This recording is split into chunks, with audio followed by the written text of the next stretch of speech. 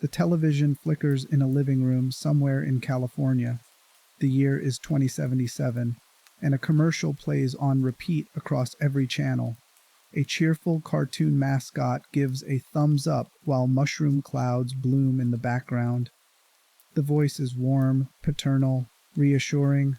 When the bomb drops, don't you want to be in a Vault-Tec shelter, revolutionizing safety for an uncertain future? The family watching knows they'll never afford a spot in those vaults. The waiting list closed years ago. The lottery system was rigged from the start. But they watch anyway, because the alternative is thinking about what happens when those commercials become reality. 3 months later, the bombs fall. The family dies in their living room, still staring at that television which is now broadcasting nothing but static and ash. Inside Vault 13, a door seals shut. The residents think they're the lucky ones. They have no idea they've just become test subjects in an experiment designed by people who view human suffering as data worth collecting. They don't know their vault's water chip was designed to fail. They don't know someone is watching them through hidden cameras, taking notes on how long it takes for civilization to collapse when one essential resource disappears. This is the story of Vault-Tec Corporation, the company that promised salvation and delivered systematic psychological torture on an industrial scale. The organization that turned the end of the world into a business opportunity and human beings into laboratory animals. Over the next several hours, we're going to trace the complete history of Vault-Tec, from its origins in the early 21st century, through its partnership with shadow governments, from the design of its experiments to the day the bombs finally dropped, and every vault door sealed shut with people inside who still believed they were being saved. By the end, you'll understand how a civilization becomes so broken that corporations can profit from its destruction, how institutional evil disguises itself as protection, and why Vault-Tec represents the darkest possible answer to what happens when capitalism meets apocalypse and decides both can be monetized. If you find something in this video that resonated with you, drop a comment letting me know what part connected, whether it was a specific vault experiment, a pattern you recognized, or just a moment that made you stop and think differently about the Fallout universe. You can also throw out a topic suggestion for a future deep dive. I'm always looking for the next game rabbit hole to fall into, and honestly, some of the best video ideas have come straight from you guys. Building this community means actually interacting with each other in the comments, and that's genuinely my favorite part of making these videos. So get comfortable, turn down the lights, and let's start. Chapter 1. The world that made Vault-Tec inevitable. To understand Vault-Tec, you first need to understand the world that created it. The company didn't emerge from nowhere. It was the logical endpoint of a civilization that had been destroying itself in slow motion for decades before the first bomb ever fell. The timeline begins in earnest around 2052, when the global oil crisis transformed from economic problem into existential threat. The petroleum that powered civilization was running dry, and nations began calculating whether war was cheaper than collapse. Europe and the Middle East erupted into a conflict that would last over a decade, consuming millions of lives in a grinding struggle over the last accessible oil reserves.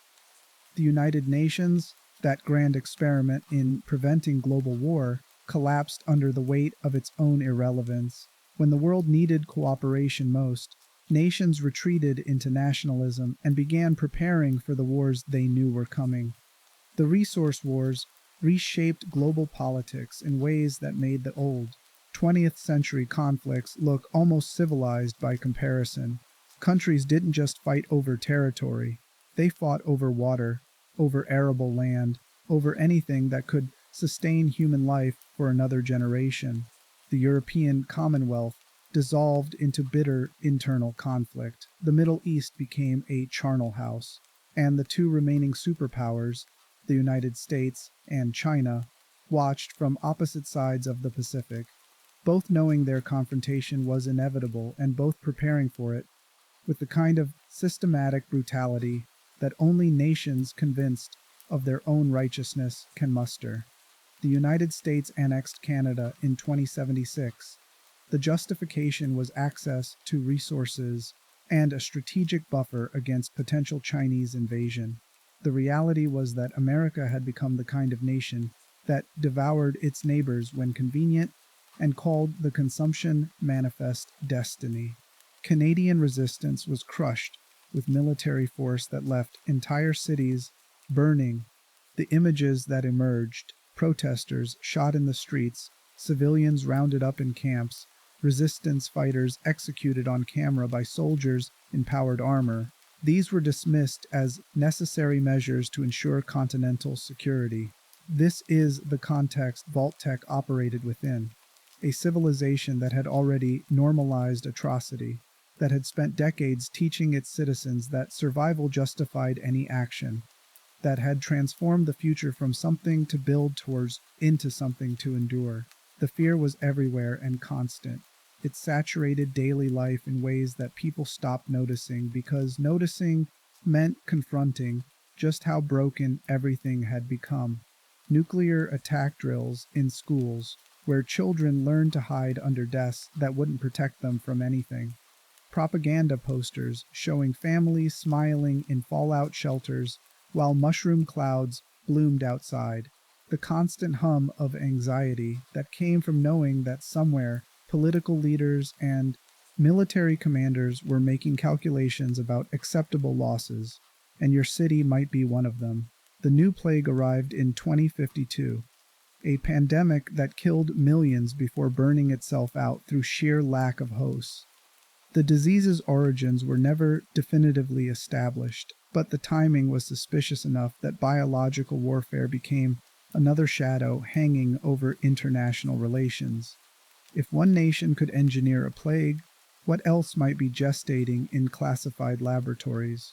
What other weapons were being designed specifically to target civilian populations? The government's response to this cascading crisis was Project Safehouse, authorized in 2054 with the explicit purpose of preserving a portion of the American population in the event of nuclear war or pandemic catastrophe. The project was sold to the public as humanitarian preparation, the government fulfilling its obligation to protect citizens from threats too large for individual preparation. Billions of dollars would be allocated to construct underground shelters capable of sustaining populations for decades or centuries if necessary. When the worst happened, selected Americans would survive in safety while the surface burned. The reality was darker and more complex than the propaganda suggested. Project Safehouse was never primarily about salvation. It was about control, about data collection, about preparing for scenarios that went far beyond simply surviving nuclear war. But the government couldn't build the vaults alone. They needed contractors with expertise in construction, life support systems, social engineering, and psychological management. They needed a corporation willing to undertake the largest infrastructure project in human history under conditions of absolute secrecy. They needed Vault-Tec. The company that would eventually build the vaults already existed by 2054, though its early history remains fragmentary. Records indicate Vault-Tec acquired a college in Morgantown and rebranded it as Vault-Tec University in 2031, suggesting the corporation was established sometime in the late 2020s or early 2030s. What Vault-Tec did before Project Safehouse remains unclear. Speculation suggests defense contracting, infrastructure development, technologies related to underground construction and life support systems. By the time the government came calling, Vault-Tec possessed exactly the expertise and institutional capacity needed for the project. The partnership was formalized through contracts that remain partially classified, even in the post-war world that inherited their consequences. Vault-Tec would design, construct, and manage a network of underground shelters across the United States.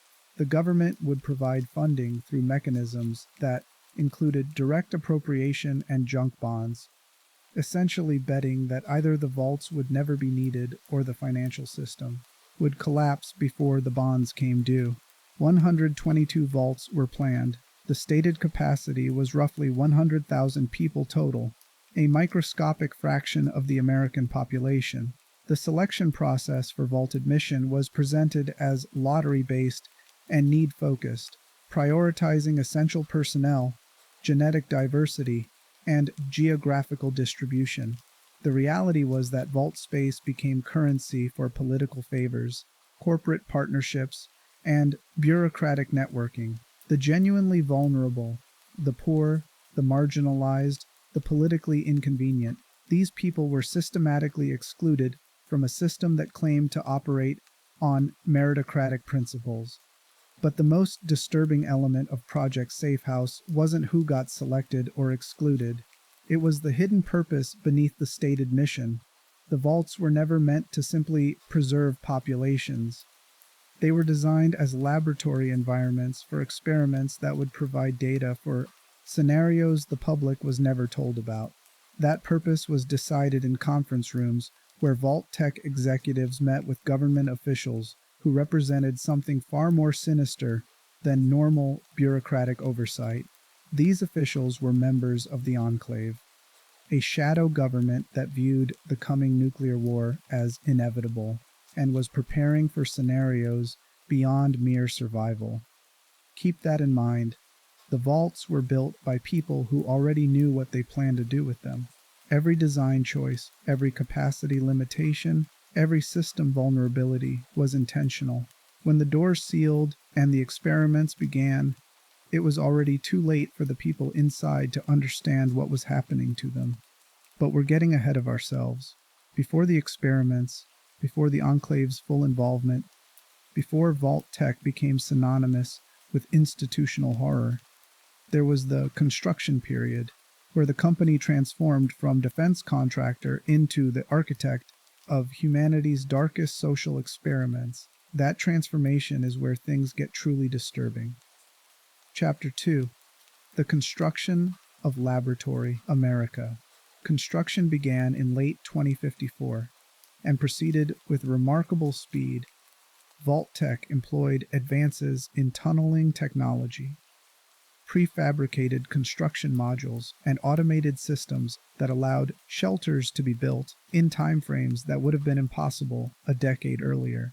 The company's workforce expanded to tens of thousands, drawing workers from construction trades, engineering fields, and populations desperate for stable employment in an economy increasingly dominated by military contracts and resource scarcity. The construction process itself was a masterwork of compartmentalized information. Workers building life support systems didn't know what the psychologists were designing. Engineers creating the vault doors had no access to the documentation detailing how those doors would be used. The compartmentalization was justified as security protocol, preventing Chinese espionage from compromising the project. The reality was that Vault-Tec needed to prevent its own workforce from understanding what they were building. Each vault was assigned a number and a location, usually near population centers, but isolated enough to avoid immediate destruction in nuclear strikes. Vault 13 near Los Angeles. Vault 101 outside Washington, D.C. Vault 76 in Appalachia. While the Project Safehouse program launched in 2054, construction on individual vaults was staggered over the next 2 decades.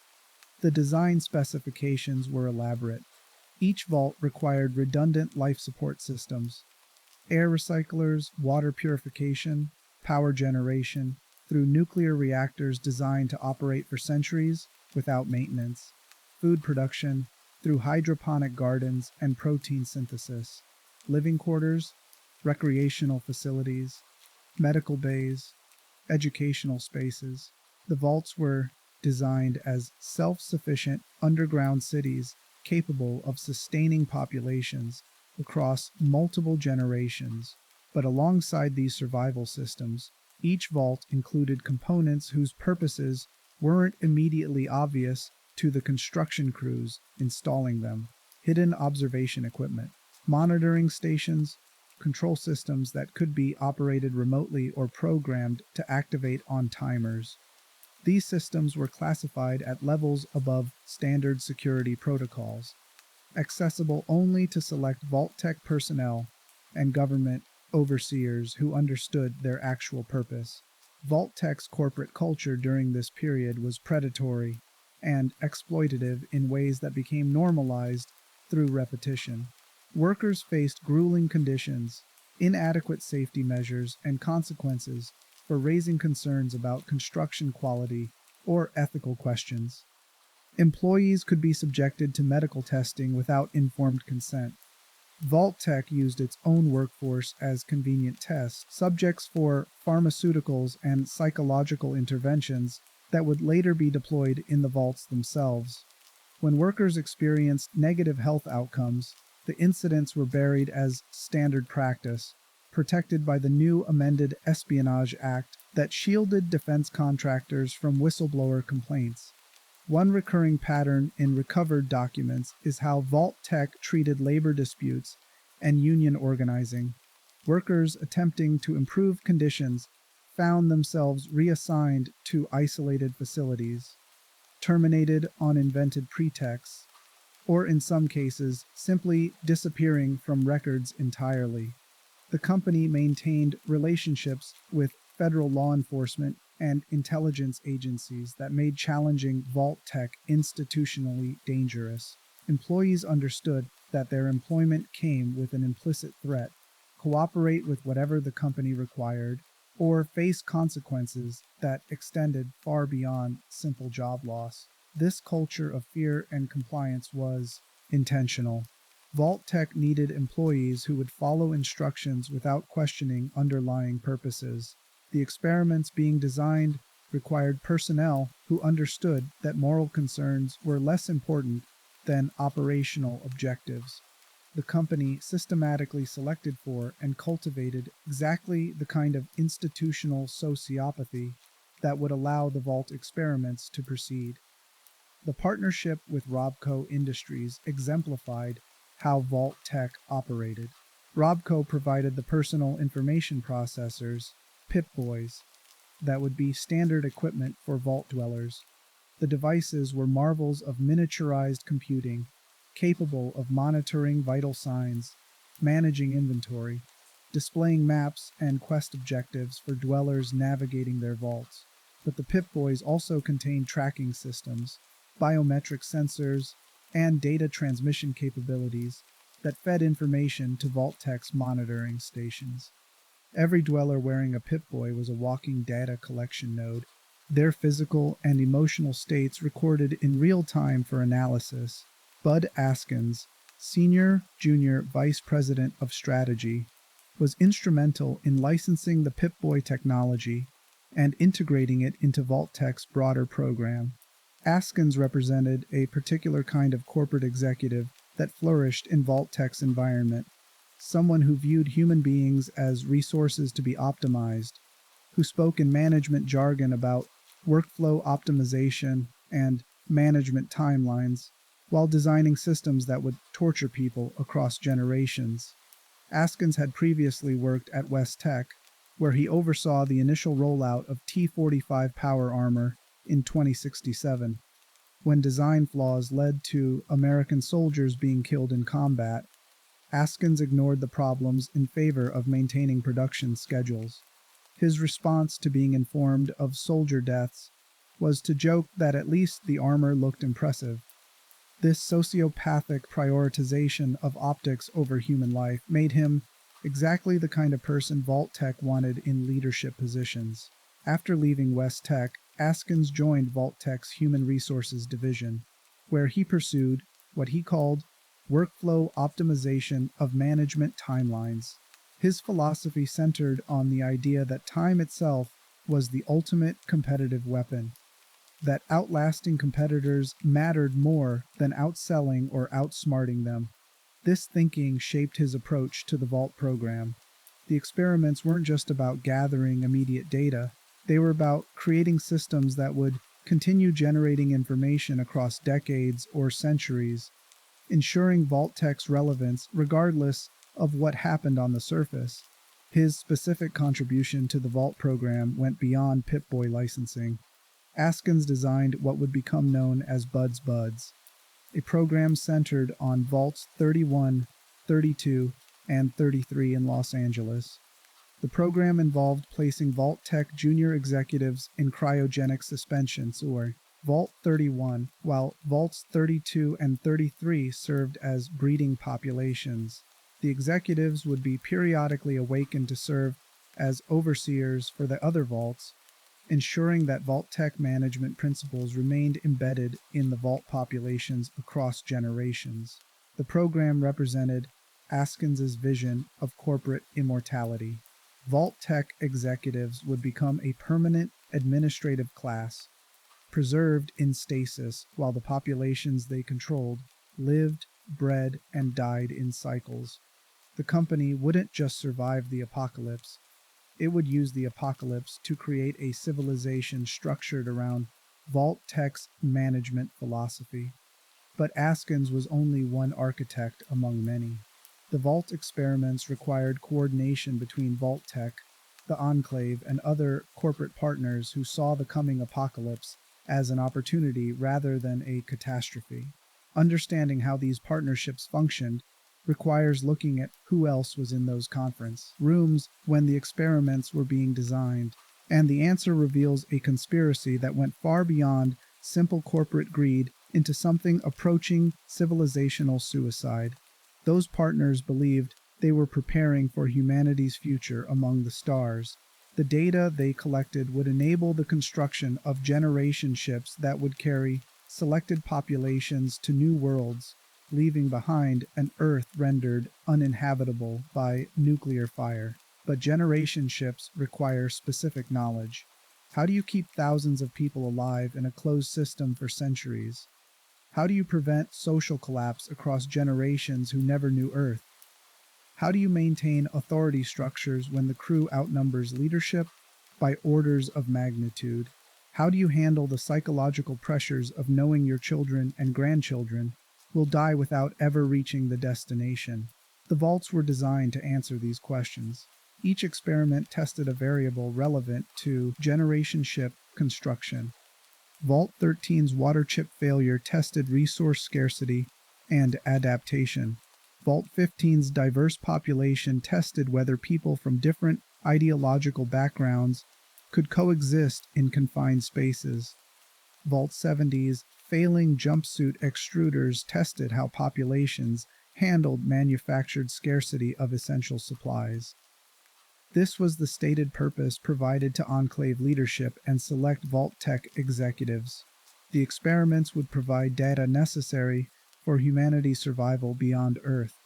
Every person suffering in a vault was contributing to a larger mission of species preservation.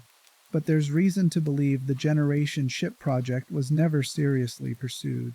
Whether it was lack of time, lack of will, or sabotage from factions within the Enclave who had different priorities, the Starship remained theoretical even as the Vault experiments proceeded in brutal reality.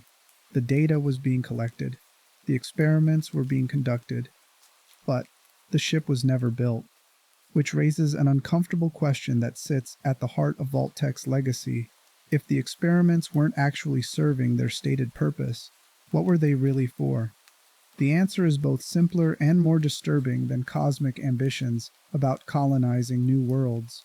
Vault-Tec conducted the experiments because they could, because the systems that might have prevented or punished such atrocities had collapsed, because the people designing the experiments had convinced themselves that their actions were justified by scenarios that would never actually materialize. Vault-Tec didn't build shelters to save humanity. They built laboratories to test whether humanity deserved saving at all. And when they ran the experiments and watched populations torture themselves according to programmed parameters, the answer they got back was the one they designed the experiments to provide. Keep that in mind. We're about to enter the specific vaults and see exactly what Vault-Tec built behind those massive doors. The experiments weren't abstract, they were environments where real people suffered according to protocols, designed by individuals who viewed that suffering as acceptable cost for data that might never be used.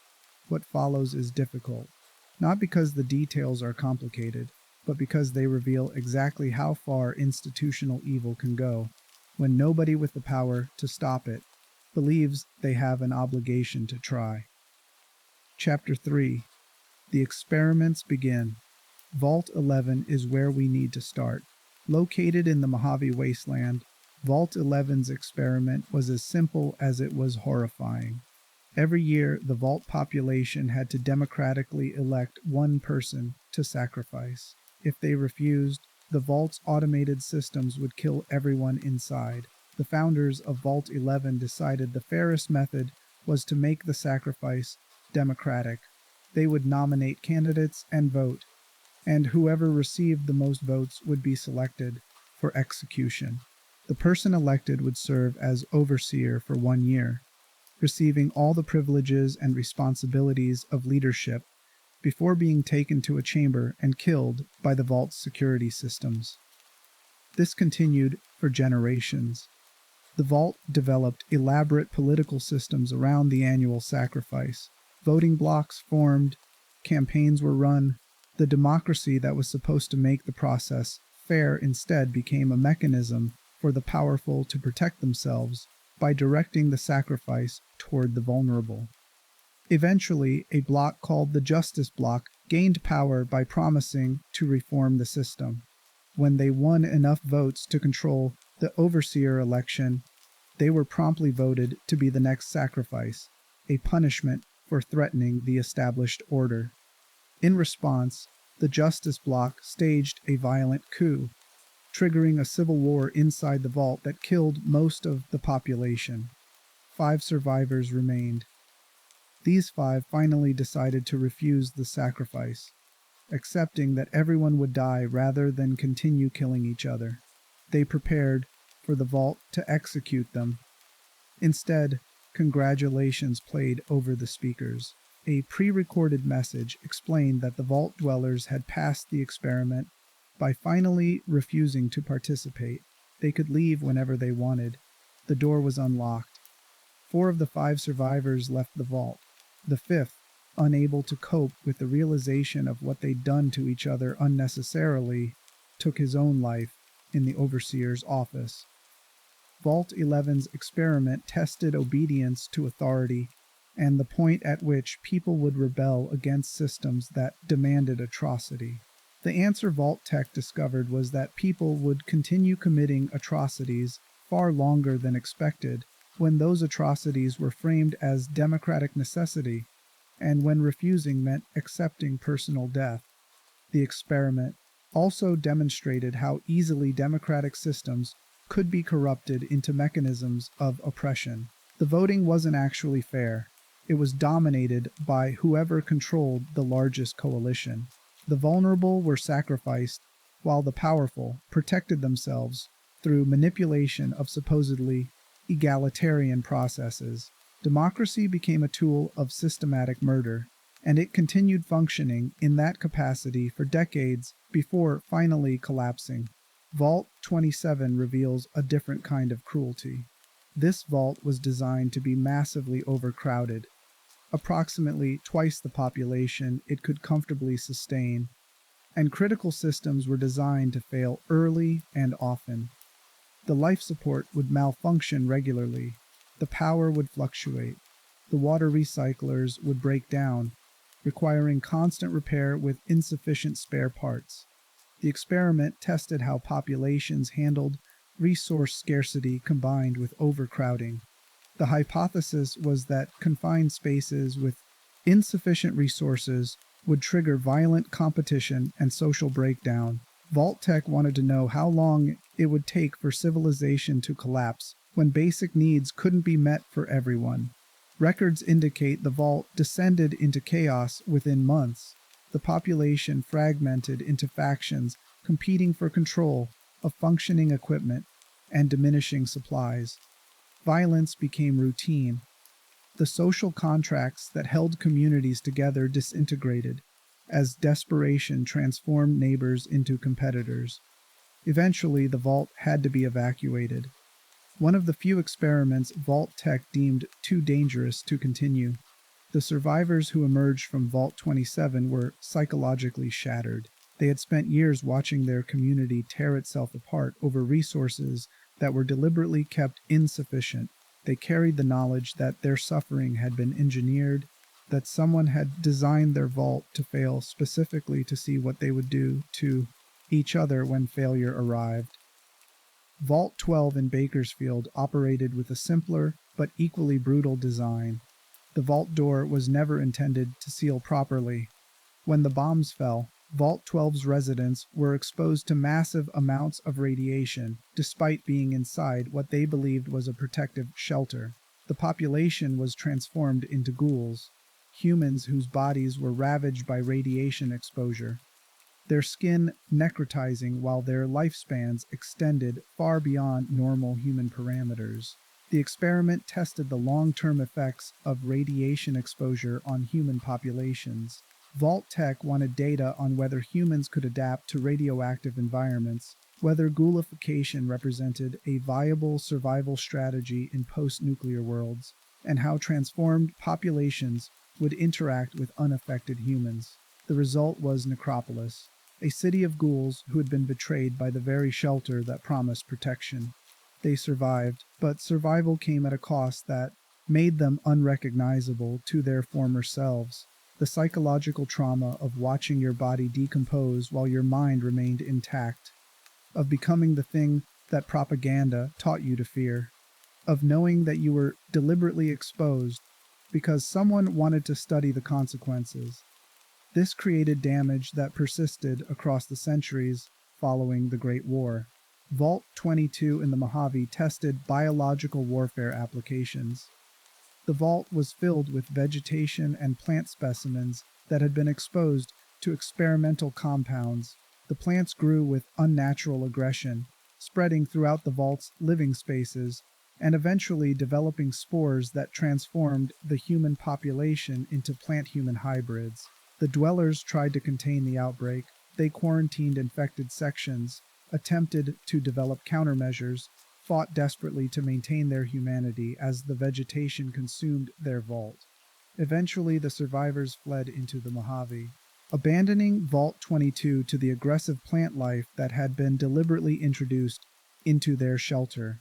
The experiment provided data on how biological agents spread in closed environments, how populations responded to contamination threats, and whether human-plant hybridization represented a viable adaptation strategy.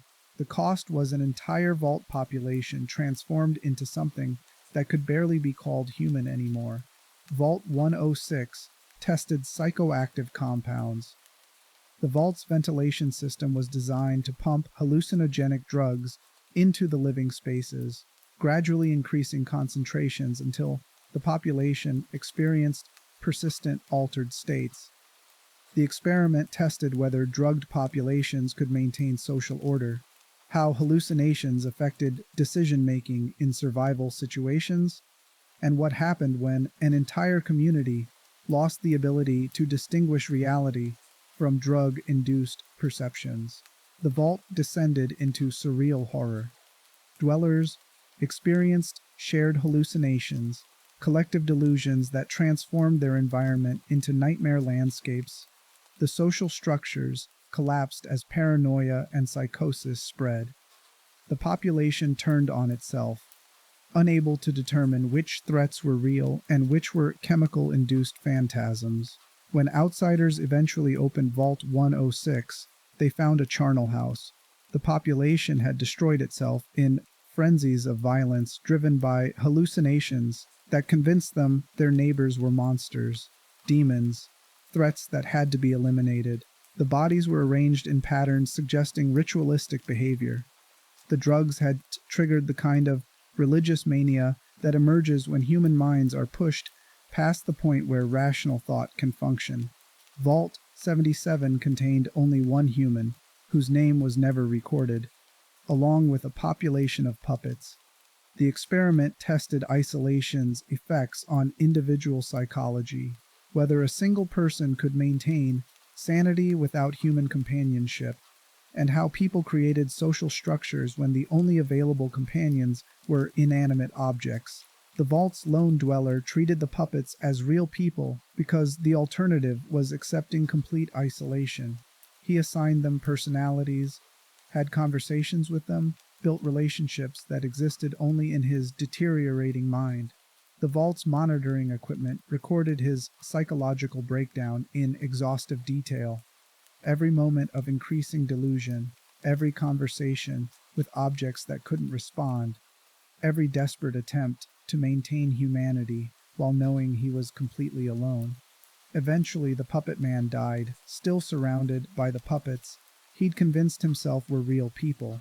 The experiment demonstrated that humans need social connection so desperately they'll create it from nothing when genuine companionship is unavailable.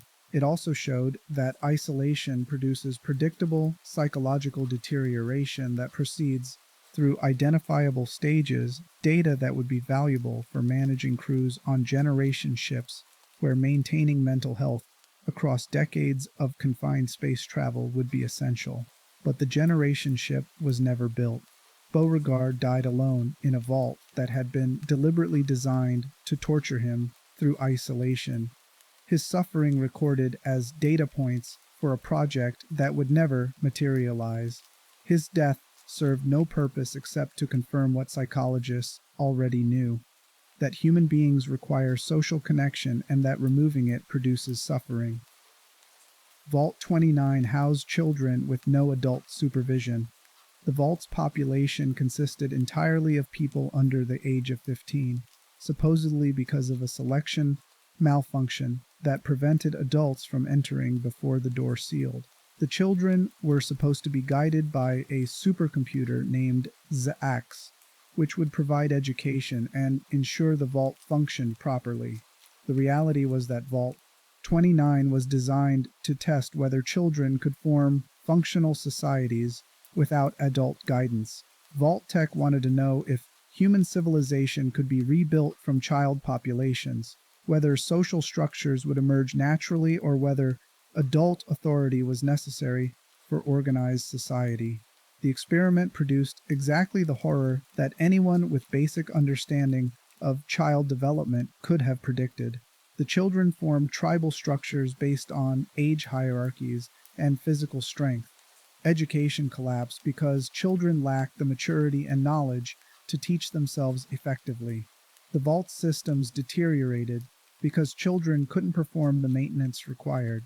The population developed its own language and customs that bore little resemblance to the pre-war civilization they'd been born into. When outsiders eventually made contact with Vault 29's descendants, they found a society that had regressed to something barely recognizable as human civilization. The language was fragmented and primitive. The social structures were based on violence and superstition. The population had no connection to history or culture beyond the oral traditions they'd developed in isolation. The experiment proved that children need adults to develop into functional members of society, that civilization is a learned behavior that requires transmission across generations through deliberate education, and that removing that transmission produces populations that retain human biology but lose almost everything that makes human societies complex and sophisticated. This was information that could have been obtained through observation of existing societies or basic psychological research. Instead, Vault-Tec chose to destroy an entire generation of children to confirm what experts already knew. These experiments shared common patterns. They were designed to test variables relevant to long-term space travel or post-apocalyptic survival. They deliberately inflicted suffering on populations who believed they were being protected. They provided data that could have been obtained through less destructive methods, or that confirmed existing knowledge rather than discovering new information. And they were all conducted by an organization that had convinced itself that the ends justified means so horrific that the ends themselves became irrelevant. But we're only looking at a fraction of the vaults. Vault-Tec constructed 122 shelters, and each one contained populations subjected to experiments that range from psychological torture to biological horror. Understanding the full scope requires examining more vaults and recognizing the patterns in how Vault-Tec approached systematic cruelty. Chapter 4: The Architecture of Systematic Cruelty. Vault 92 was designed to test subliminal messaging and behavioral conditioning through sound. The population consisted of musicians and artists selected to attend what they believed was a performing arts conservatory. The vault's systems included hidden white noise broadcasts and subliminal combat suggestion messages designed to trigger violent behavior in receptive subjects. The experiment descended into violence within approximately 1 month. Within that time frame, the vault population descended into civil war. The rival groups armed themselves with improvised weapons and tools, fortified sections of the vault, and fought battles in the corridors that left dozens dead. The violence was so extreme that Vault-Tec personnel monitoring the experiment authorized opening the vault door to prevent total extermination of the population. The survivors who emerged were traumatized by how quickly their community had collapsed into violence. They had entered the vault as civilians who understood intellectually that tensions existed, but who believed they could coexist peacefully. Within days, they were killing each other with pipes and wrenches, fighting over territory in a shelter that was supposed to protect them. The experiment demonstrated that conflict could be manufactured through environmental pressure and propaganda, that diverse populations could be weaponized against themselves when the right psychological triggers were activated, and that the descent from civilization to violence could happen with terrifying speed when systems were designed to encourage that descent. Vault 108 tested human cloning and the behavioral stability of clone populations. Scientists within the vault repeatedly cloned a man named Gary, creating at least 54 identical copies. The experiment tested whether clones could integrate into normal populations and whether successive cloning caused genetic or behavioral degradation. The result was catastrophic. Each clone of Gary became immediately hostile toward non-clones, with successive clones exhibiting increasing levels of violence and aggression. The clones could only speak their name, Gary, using different inflections to communicate. When the vault's observation rooms filled with violent clones and scientists discussed destroying some to make room for more test subjects, the Garys violently took control of the vault. When the vault was eventually opened, explorers found it overrun with Gary clones, who attacked any outsiders on site. The walls were covered with the name Gary, written thousands of times. The experiment proved that human cloning at this level of technology produced psychologically unstable results, with each successive clone more damaged than the last. Vault 81 in the Commonwealth was designed to develop a universal cure for every human disease by exposing residents to pathogens through hidden propellant nozzles in their rooms, while scientists in a secret section observed their responses. The first overseer, Olivet, discovered the true purpose and sabotaged the experiment by disabling the delivery systems and sealing the scientists away from the general population. The 3 trapped scientists continued their research in isolation for decades, eventually developing a universal cure before dying. The scientists used a modified Miss Nanny robot named Curie to assist with their research. After they died, Curie continued their work for centuries, slowly developing a personality and consciousness of her own that eventually exceeded her original programming.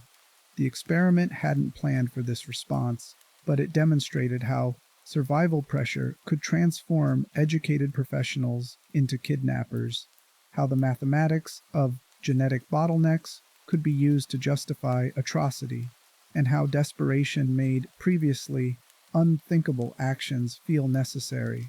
Vault 15 tested radical diversity in confined spaces. The population was deliberately selected to include people with dramatically different political beliefs, religious views, and cultural backgrounds. The experiment tested whether ideological diversity was sustainable in closed environments or whether homogeneous populations were necessary for long-term vault stability. The result was fragmentation. Vault 15's population eventually splintered into distinct factions that left the vault and founded separate communities in the wasteland. The Con Raider groups, the Vipers, and the Jackals all originated from Vault 15's population.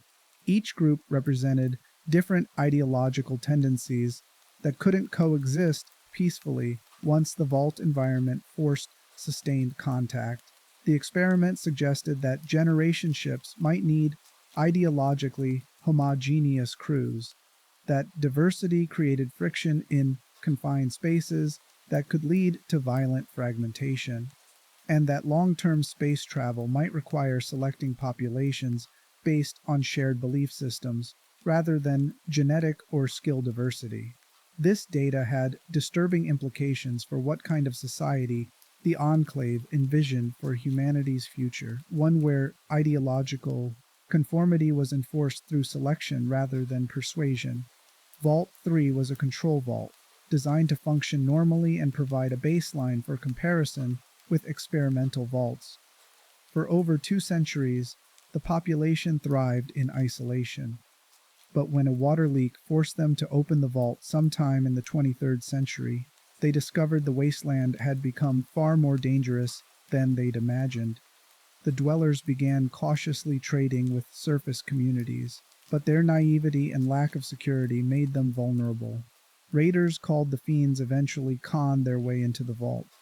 The Fiends massacred the vault's residents and claimed the shelter as their base of operations, transforming it from a symbol of preserved civilization into a raider stronghold. The control vault, the one designed to function as intended, produced survivors who were immediately victimized by the wasteland that Vault-Tec's experiments had helped create. This outcome reveals the ultimate futility of the Vault program.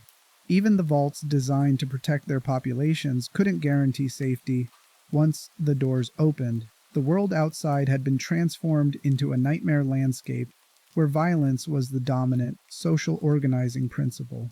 Vault dwellers emerged from shelters to find themselves prey for populations that had adapted to wasteland conditions through brutality and exploitation. Vault 19 tested isolation within isolation. The vault population was divided into 2 sections, red and blue, separated by a central atrium. Each section believed the other section was plotting against them, creating paranoia that kept the 2 populations from unifying into a single community. The separation was maintained through architectural design and psychological manipulation. Speakers in each section broadcast messages designed to increase suspicion of the other group.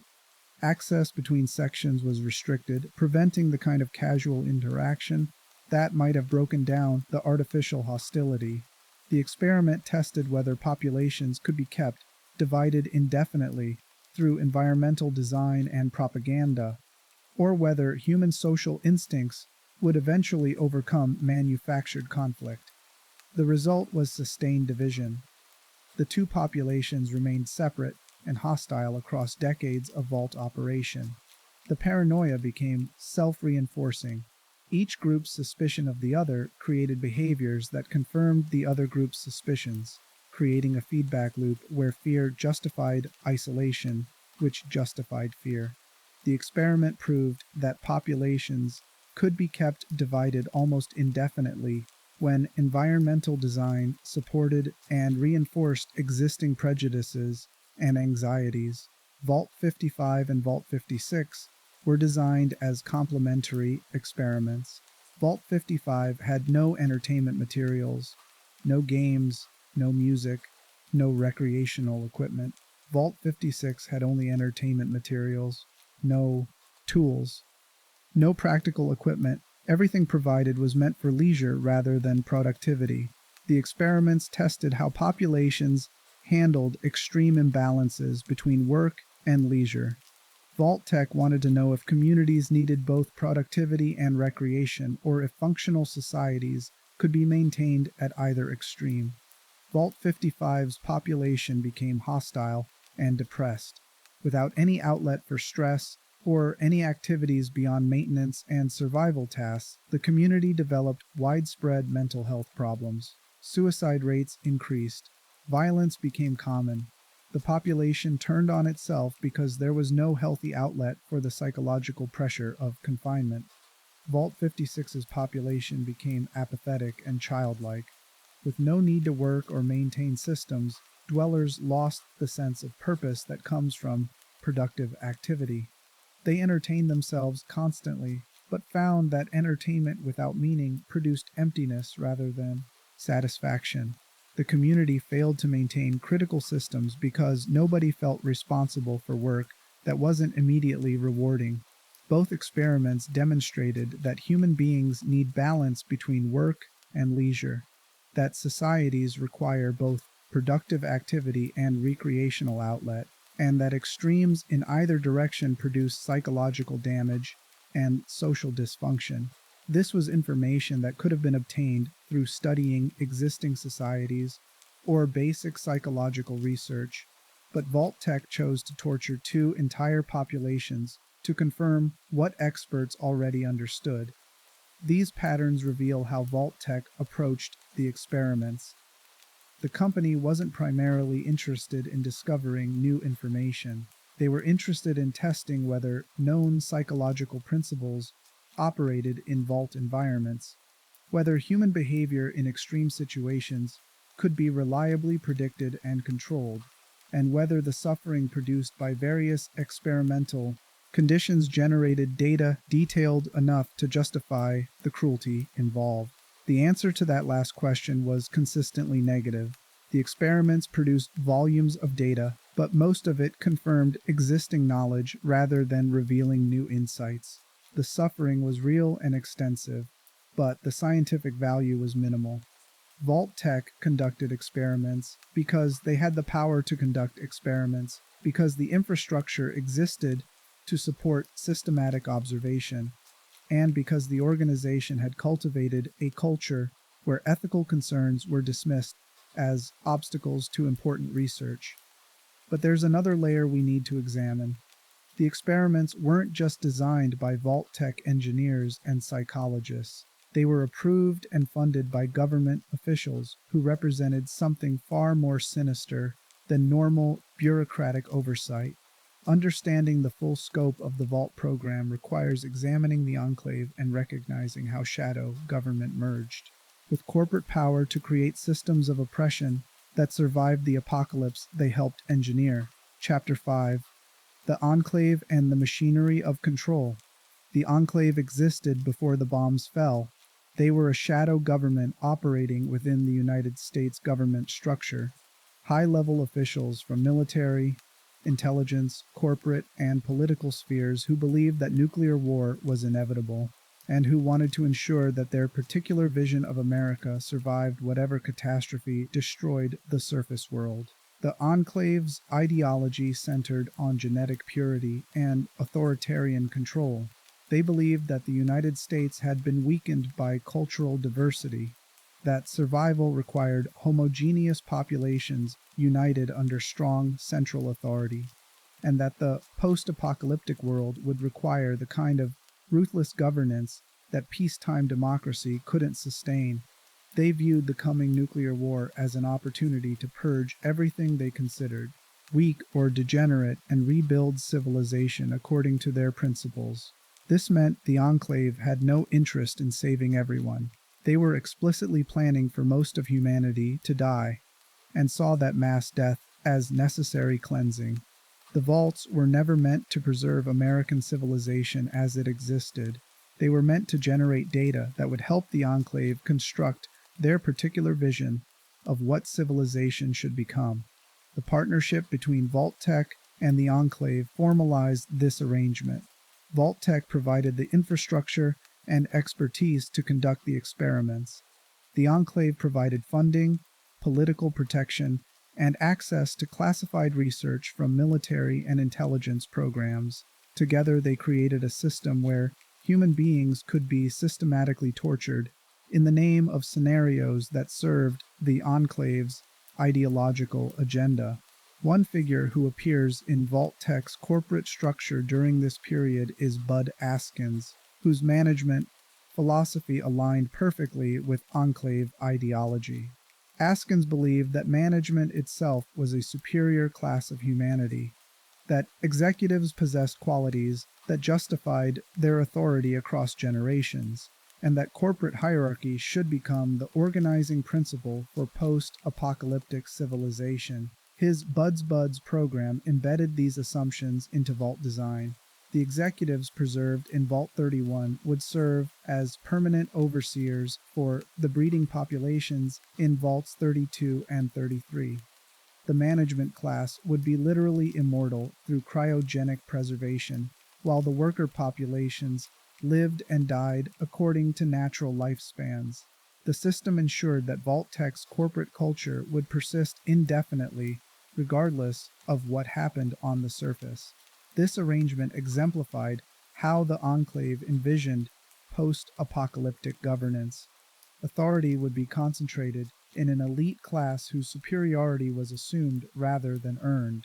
The masses would exist to serve elite interests, their lives structured around providing resources and labor for populations who viewed themselves as inherently more valuable. Democracy, individual rights, and egalitarian principles would be abandoned in favor of explicit hierarchies justified through ideology that presented inequality as natural and necessary. The Enclave maintained an oil rig facility off the California coast, the Enclave Oil Rig, which served as their primary base during and after the nuclear war. The facility was designed to be self-sufficient and isolated, allowing Enclave leadership to survive the initial devastation while maintaining command and control capabilities. From this base, the Enclave could monitor Vault experiments, maintain contact with sleeper agents and military units that survived the war, and plan for eventual reclamation of the continental United States. The oil rig contained the Enclave's leadership, research facilities, and the military infrastructure necessary to project power once conditions stabilized. The Enclave had also secured Raven Rock in Pennsylvania and other facilities, creating a distributed network of command centers that could maintain organizational continuity even if individual facilities were destroyed. This preparation demonstrated that the Enclave knew nuclear war was coming. They weren't preparing for a possibility. They were preparing for an inevitability that they may have actively worked to ensure occurred. The evidence suggests the Enclave viewed nuclear war as desirable because it created conditions where their authoritarian vision could be implemented without resistance from democratic institutions or public opposition. One question that emerges from examining Vault-Tec's partnership with the Enclave is whether Vault-Tec actually initiated the Great War. The Fallout television series raises this possibility explicitly, showing Vault-Tec executives discussing plans to drop nuclear weapons themselves if necessary to create the conditions where the Vault program became essential. Barb Howard, a Vault-Tec executive and marketing specialist who appears in the television series, represents this possibility. She's shown in meetings with representatives from West-Tec, Robco Industries, and other corporations discussing how nuclear war would be profitable for companies that controlled survival resources. The implication is that Vault-Tec and its partners might have decided to manufacture the apocalypse rather than wait for geopolitical tensions to naturally escalate to nuclear exchange. Whether Vault-Tec actually dropped the first bombs remains ambiguous. What's clear is that the corporation and its Enclave partners were fully prepared for nuclear war, that they had built infrastructure assuming the war would happen, and that they stood to benefit enormously from the devastation that would make their shelters seem like the only path to survival. This raises the darkest possible interpretation of the Vault program. Vault-Tec might have constructed elaborate experiments testing human suffering, not to prepare for an inevitable apocalypse, but to create data for a post-apocalyptic world they planned to actively engineer. The vaults weren't shelters being built in case of disaster. They were laboratories being prepared for an experiment that required destroying civilization to properly conduct. The Enclave's ideology supported this interpretation. They explicitly believed that existing civilization was degenerate and needed to be destroyed to make room for something better. They had the motive, ideological commitment to authoritarian reconstruction. They had the means, access to nuclear weapons and the infrastructure to survive the initial devastation. And they had the opportunity, positions of power within government and military structures that controlled launch authority. Whether the Enclave actually initiated the Great War or simply prepared to exploit a war they expected others to start, the result was the same. On October 23, 2077, nuclear weapons detonated across the United States and China. The civilization that Vault-Tec and the Enclave had been preparing to destroy or abandon finally collapsed in the firestorm they'd either caused or enabled. And in vaults across America, populations who thought they were being saved discovered that salvation had been a lie designed to trap them in experiments that would continue for generations. Chapter 6: The Day the Doors Sealed. October 23rd, 2077 began as a Saturday morning. Most Americans had no idea it would be the last day of civilization as they understood it. The war with China had been ongoing for years, but wars had a way of continuing without resolution. The constant low-level anxiety about nuclear exchange had become background noise that people had learned to live with. The sirens began around 9:47 in the morning Eastern Time.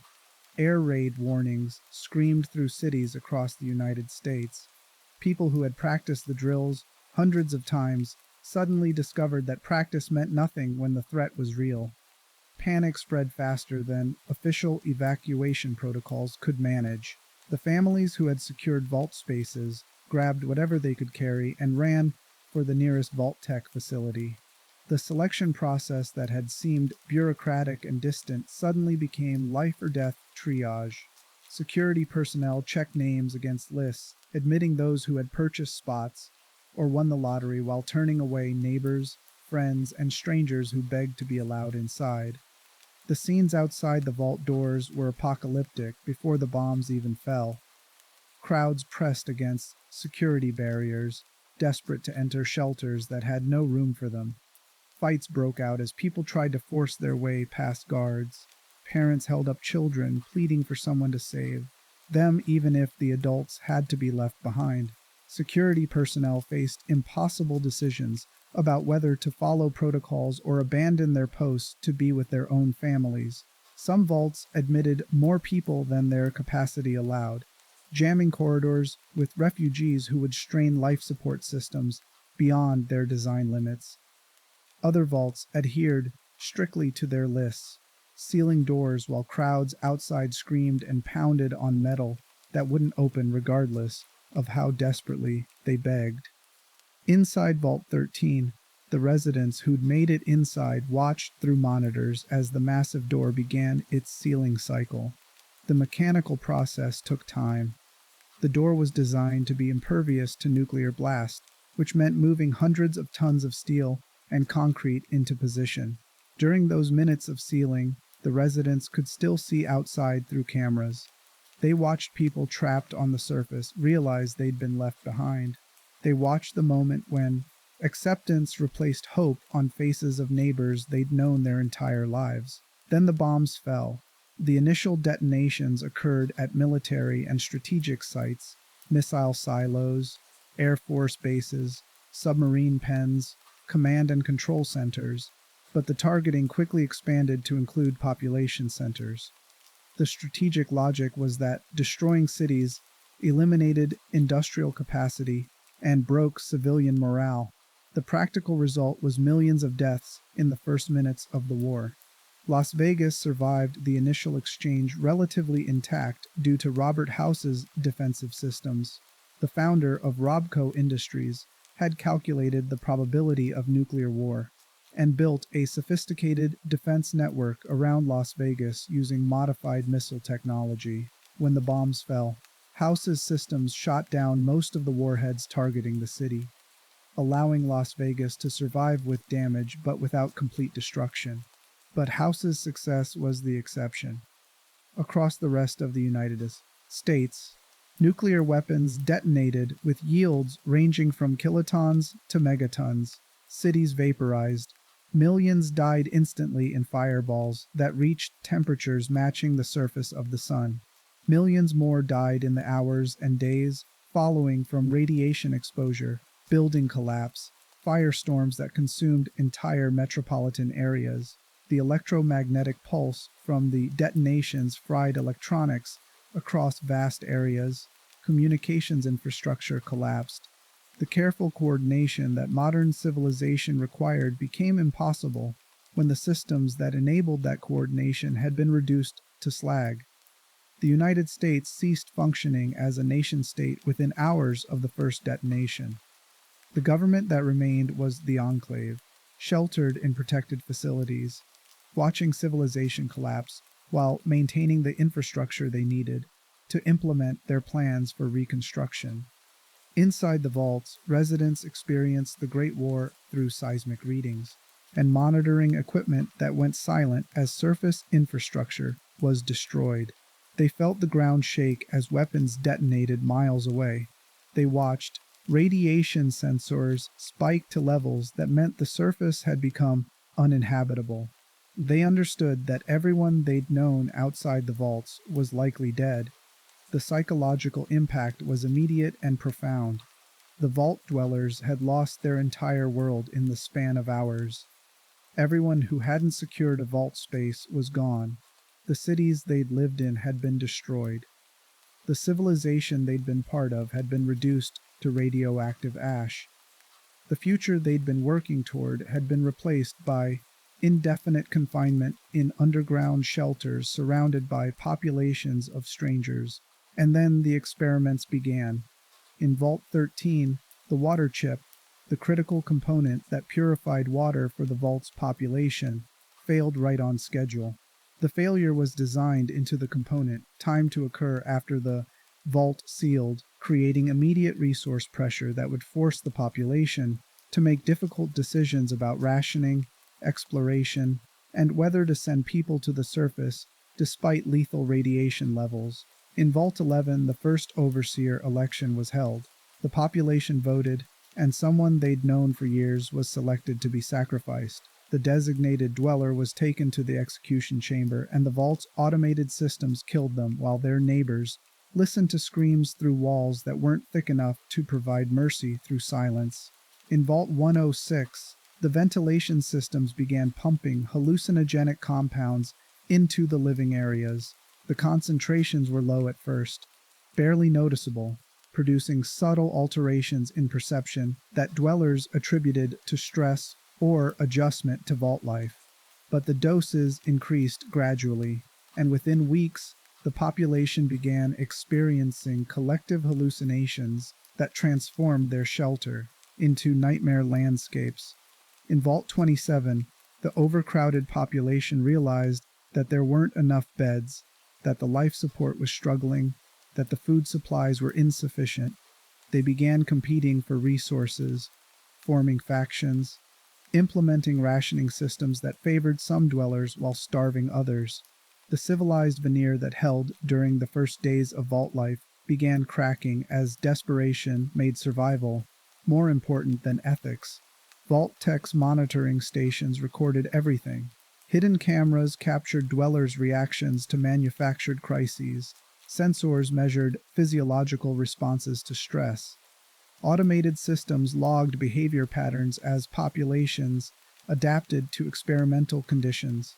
The data flowed to Vault-Tec facilities and Enclave command centers, where analysts reviewed the information and adjusted experimental parameters to maximize useful data collection. The dwellers had no idea they were being watched. They believed they were simply surviving in shelters that had saved them from nuclear annihilation. They didn't know that the problems they faced had been deliberately engineered, that their suffering was being documented, that they were test subjects in experiments designed before they'd ever entered the vaults. This ignorance was essential to the experiment's validity. If dwellers knew they were being manipulated, their behavior would change in ways that compromised the data.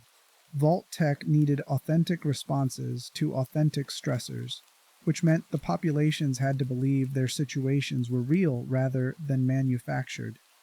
The cruelty of this deception is difficult to overstate. The vault dwellers had already lost everything: their homes, their civilization, most of their loved ones. They were traumatized, grief-stricken, terrified of a future that seemed incomprehensibly bleak. And in their moment of maximum vulnerability, the organization that had promised to protect them was actively engineering additional suffering to see how they'd respond. That's the core of Vault-Tec's evil. The company didn't just fail to protect people. They actively hurt populations who trusted them, who believed the propaganda about Vault-Tec's commitment to preserving humanity. The betrayal was total and deliberate, executed through systems designed to appear protective while actually serving as instruments of torture. Understanding this requires sitting with the scale of what happened. 122 vaults, approximately 100,000 people total, though exact numbers varied by vault capacity and overcrowding. Each person was someone who'd believed they were being saved, who'd entered the vaults thinking they were the fortunate survivors of nuclear holocaust, who'd said goodbye to loved ones who hadn't secured vault spaces, while promising themselves that survival meant something. Every one of those people was betrayed. Their trust was weaponized against them. Their hope was used to secure their cooperation in experiments that existed solely to generate data for projects that would never be completed and scenarios that would never materialize. And the experiments continued for generations. The original vault dwellers died. Their children took their places, and those children died to be replaced by grandchildren who'd never known the pre-war world. The experiments that started on October 23, 2077 kept running across decades and centuries, producing suffering that compounded with each generation because the descendants inherited trauma from ancestors who'd experienced the original betrayal. That explains why the Vault experiments matter beyond simply cataloging cruelty. They demonstrate how institutional evil persists across time when systems are designed to perpetuate themselves. Vault-Tec's experiments didn't require continuous human oversight to continue destroying lives. The systems operated automatically, programmed to create specific conditions that would generate specific outcomes, regardless of how much time passed. The vaults became machines for producing suffering, and those machines kept running long after the corporation that built them had collapsed. But we're not done yet. Understanding the full scope of Vault-Tec's legacy requires looking at what happened after the vaults opened, how the experimental populations interacted with the wasteland that emerged from nuclear fire, and why the data collected never served the purposes it was supposedly gathered to achieve. That's where the story becomes not just tragic, but pointless. The suffering had been justified through appeals to necessity, to species survival, to preparing for scenarios where the data would be essential. But when those scenarios failed to materialize, and the data sat unused in archives that nobody could access, the suffering was revealed as purely gratuitous. Pain inflicted because the infrastructure existed to inflict it, and because nobody, with the power to stop it, believed they had an obligation to try. Keep that in mind. We're about to look at specific vaults whose experiments produced results so horrifying that even Vault-Tec's monitoring personnel expressed concerns about whether the programs should continue. The answer was always to continue, because stopping would mean acknowledging that the experiments had never been justified in the first place. Chapter 7: When Protection Becomes Predation. Vault 4 reveals something crucial about how Vault-Tec's experiments evolved beyond their original parameters. Located beneath Hawthorne Medical Laboratories, Vault 4 was designed to test genetic modification and evolutionary acceleration.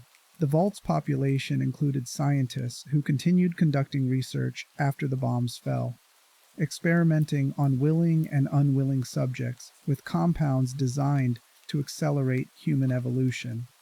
The experiments produced grotesque results, involving the splicing of human DNA with various species.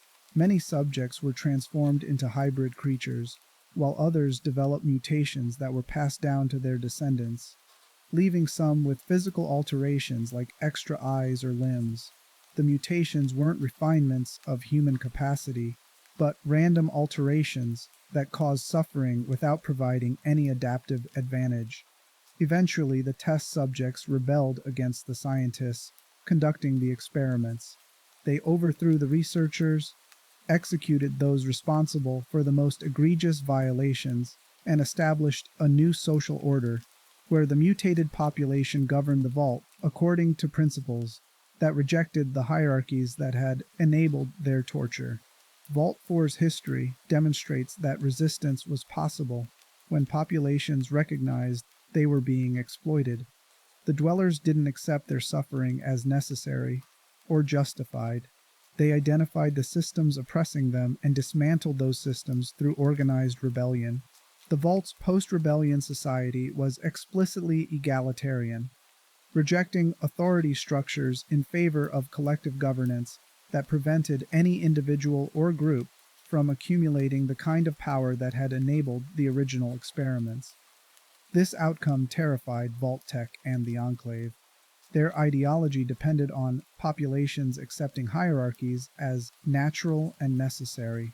Vault 4 proved that populations could reject authority when that authority was revealed as predatory, that egalitarian governance was viable in Vault environments, and that the experiments could be stopped if dwellers understood what was being done to them and chose to resist. Vault-Tec's response to this possibility was to ensure other Vault populations never achieved the kind of collective consciousness that made Vault 4's rebellion possible.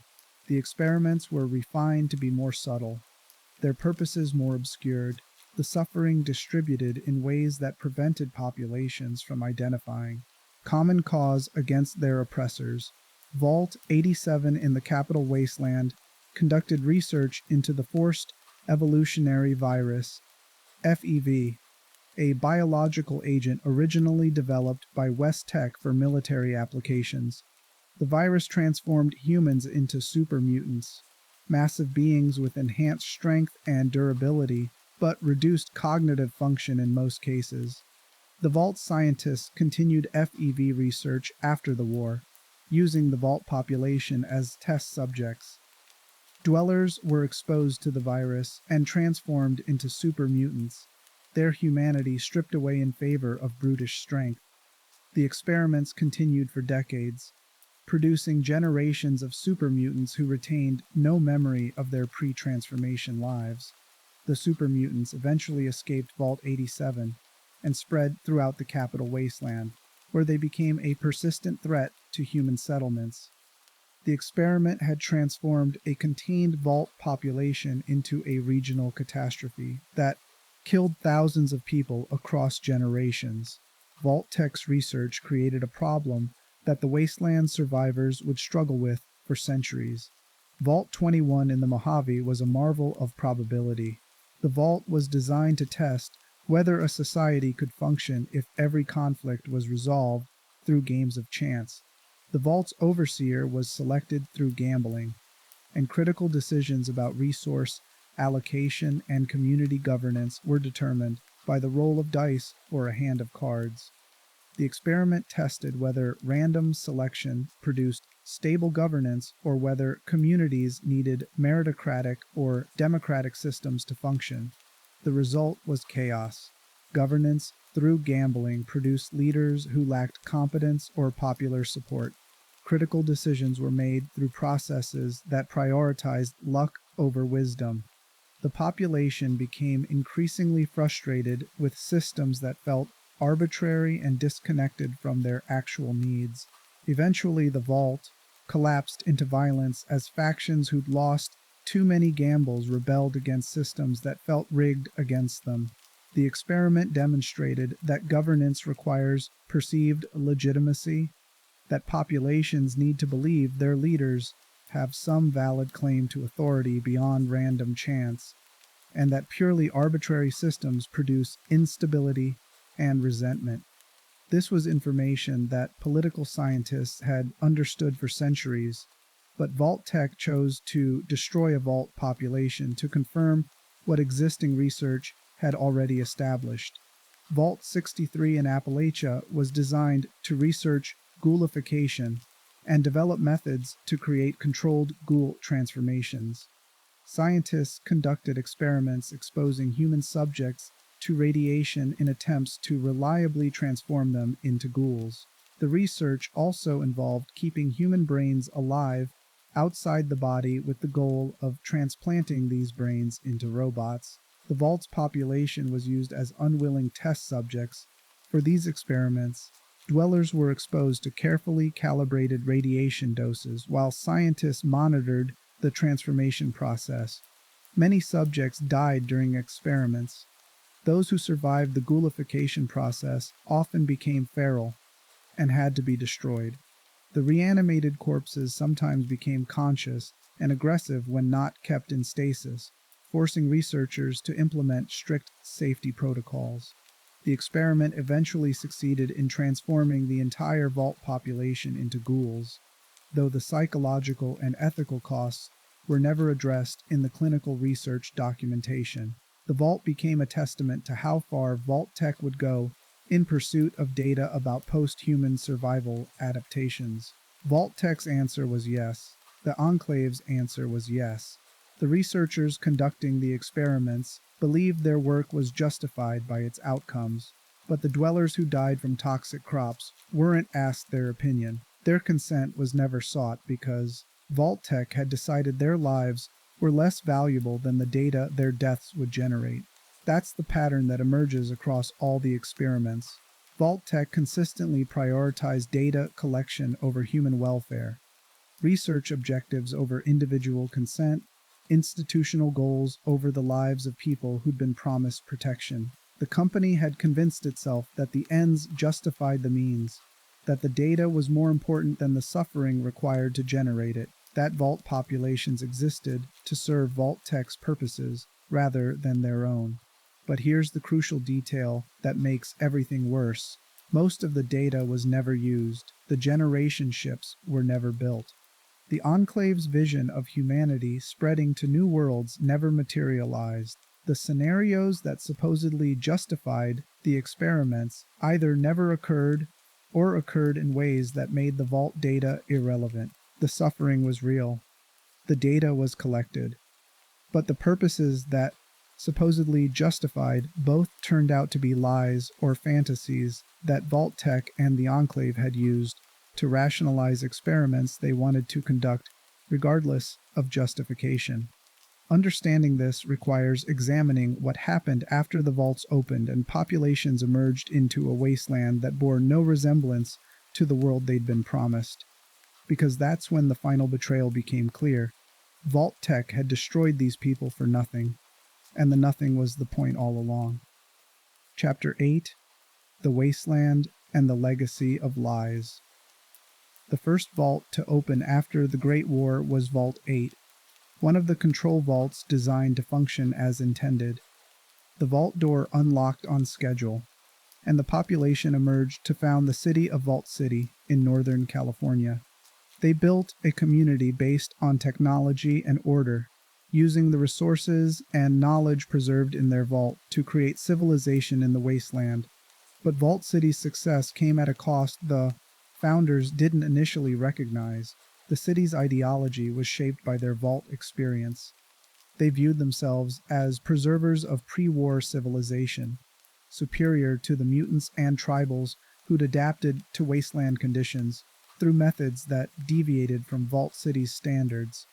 This superiority complex justified slavery, discrimination, and violence against populations that Vault City deemed less civilized. The Vault had taught them that they were special, that their preservation was evidence of their value, that the systems that protected them were inherently superior to the chaos outside. Vault City inherited Vault-Tec's hierarchical thinking and implemented it as civic policy, creating a society that was technologically advanced, but morally compromised by beliefs about human worth that came directly from Vault ideology. Vault 13's story became legend in the wasteland. When the water chip failed, the Vault selected someone to venture to the surface and retrieve a replacement. The Vault Dweller, as they became known, left the relative safety of the Vault and spent months traveling through radioactive wilderness, fighting mutants and raiders, searching for technology that could save their community. The Vault Dweller succeeded. They found a replacement water chip and returned to Vault 13 as a hero. But during their time on the surface, they'd been exposed to low levels of radiation and had made contact with wasteland populations whose mutations marked them as contaminated by Vault standards. The overseer of Vault 13 made a decision that revealed the experiment's true nature. Despite the Vault Dwellers' success, despite saving the entire Vault population, they were exiled from the Vault because their surface exposure made them a contamination risk. The Overseer explicitly acknowledged that the Vault Dweller had saved everyone, but explained that allowing them to remain would risk the Vault's genetic purity and the integrity of whatever long-term plans Vault-Tec had designed for the population. The Vault Dweller was forced to leave their home permanently, exiled for the crime of saving their community. The betrayal was complete. They'd done everything asked of them and been punished for succeeding because success required becoming something the Vault couldn't tolerate. This outcome reveals the experiment's actual purpose. Vault 13 wasn't testing resource scarcity or adaptation. It was testing whether Vault populations would sacrifice individuals to maintain collective purity, whether communities would choose ideology over gratitude, whether the kind of genetic and cultural isolation that generation shifts would require could be maintained even when isolation meant betraying heroes who'd saved everyone. The Vault Dwellers' exile proved that Vault populations could be conditioned to prioritize abstract principles over human loyalty, that people could be made to accept cruelty as necessary when that cruelty was framed as preserving something more important than individual welfare. The experiment was successful from Vault-Tec's perspective. It demonstrated that Vault populations would enforce the kind of ruthless standards that long-term space travel would require. But from the Vault Dwellers' perspective, the success was meaningless. They'd been used, manipulated, and ultimately discarded by systems that viewed their heroism as less important than maintaining experimental parameters. They wandered into the wasteland, carrying the knowledge that everything they'd been told about Vault life was a lie, that protection was conditional, and that the organization that promised safety was actually engineering scenarios where safety could be revoked as punishment for succeeding too well. Vault 15's population eventually left their shelter and founded the New California Republic, the NCR, one of the wasteland's most significant post-war civilizations. The NCR attempted to rebuild democratic governance, rule of law, and the institutions that pre-war America had supposedly valued. They created a functioning republic that stretched across California and expanded into neighboring regions. But the NCR also inherited many of pre-war America's problems. The government became bureaucratic and corrupt. Military expansion prioritized territorial control over citizen welfare. The same imperialism and exploitation that had characterized pre-war civilization reasserted itself in the NCR's relationship with populations they conquered or annexed. The Vault had preserved the forms of democracy without preserving the principles that made democracy valuable. The NCR resembled pre-war America in all the worst ways. Expansionist, militaristic, willing to sacrifice individuals for institutional objectives. Vault 15's experiment had tested whether diverse populations could coexist, and the answer was yes. But coexistence came at the price of recreating exactly the kind of society that had destroyed itself in nuclear fire. Vault 101 in the capital wasteland remained sealed for 200 years. The population lived in isolation, following vault protocols, maintaining the systems that kept them alive. But the experiment had been subtle. The vault's overseer lineage was genetically predisposed to authoritarianism and paranoia, creating generations of leaders who maintained increasingly strict control over the population. When the lone wanderer, the vault's protagonist in Fallout 3, eventually left the vault searching for their missing father, the overseer responded with totalitarian crackdown. Dissent was crushed. The population was told that the lone wanderer was a traitor who'd endangered everyone. The vault descended into security state conditions where residents were monitored, interrogated, and punished for expressing any desire to leave or question authority. The experiment demonstrated that vault populations could be kept compliant. Through selective breeding for authoritarian leadership, that isolation produced communities willing to accept increasingly restrictive governance, and that people would tolerate oppression when they believed the alternative was death in the wasteland outside. But the experiment also produced the lone wanderer, someone who rejected vault authority and became a hero in the wasteland, eventually playing a crucial role in bringing clean water to the capital wasteland's poisoned environment. The vault had tried to create compliant subjects, but instead produced someone whose defiance of vault authority led to helping thousands of people the vault would never acknowledge or care about. Vault 51 in Appalachia was designed to test the limits of leadership and social cohesion under extreme stress. The vault's population believed they were lucky survivors, but they were actually trapped with a supercomputer named Zax designed to select the perfect overseer. To find this leader, Zax initiated a series of escalating crises and manipulated elections to produce conflict. When these methods failed to produce a suitable candidate, the computer escalated to violence, restricting resources and encouraging residents to eliminate their competition. The vault was transformed into a lethal battleground, where neighbors were forced to fight each other for survival. The experiment tested whether crisis produced strong leadership or merely ruthless survivors. The answer was a vault filled with corpses. The population was manipulated into destroying itself by a machine that couldn't understand that leadership requires people to lead. Vault 51's population eventually killed each other until only one survivor remained. The experiment failed in the sense that it produced a non-functional community, but it succeeded in proving that social environment mattered more than individual quality, that systems shaped behavior more powerfully than personal virtue, and that the Enclave's belief in superior populations was nonsense. Everyone was equally vulnerable to manipulation when the manipulation was sophisticated enough. These outcomes reveal the ultimate futility of the Vault program. The experiments produced data, but the data either confirmed what was already known or proved that the assumptions underlying the experiments were wrong. The suffering was real and extensive, but the knowledge gained was minimal and frequently useless. The generationships were never built. The scenarios that supposedly justified the experiments never materialized. The Enclave's vision of humanity spreading to the stars remained fantasy. The data sat in archives that were eventually destroyed, lost, or rendered irrelevant by the passage of time and the changing priorities of whoever controlled access to Vault-Tec's records. The Vault population suffered for nothing. Their lives were destroyed to test hypotheses that didn't need testing and to prepare for scenarios that would never occur.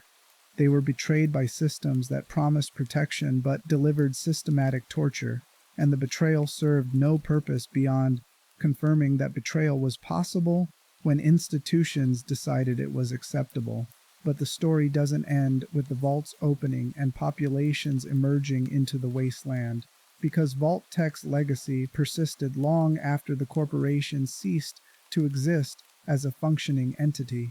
The company's ideology, its systems, its assumptions about human value, and acceptable research practices, these survived in the institutions that inherited the post-apocalyptic world.